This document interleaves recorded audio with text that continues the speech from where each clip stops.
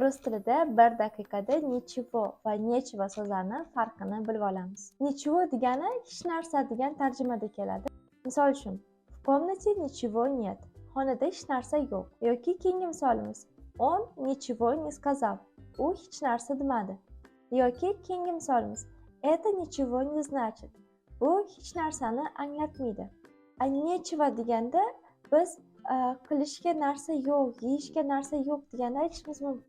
Misol uchun, тут нечего делать. Bu yerda qilarga ish yo'q yoki biror bir ish qilish уже befoyda deganda aytishimiz mumkin. Keyingi so'zimiz, мне нечего сказать.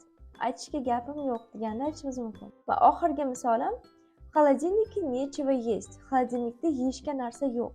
Agarda nichego va necheva so'zlarini farqi tushunarli bo'lgan bo'lsa, buni izohlarda yozib qoldiring. Va shuningdek, rus tilini yaxshiroq o'rganmoqchi bo'lsangiz, izohda ko'rsatilgan Telegram sahifamga obuna bo'ling.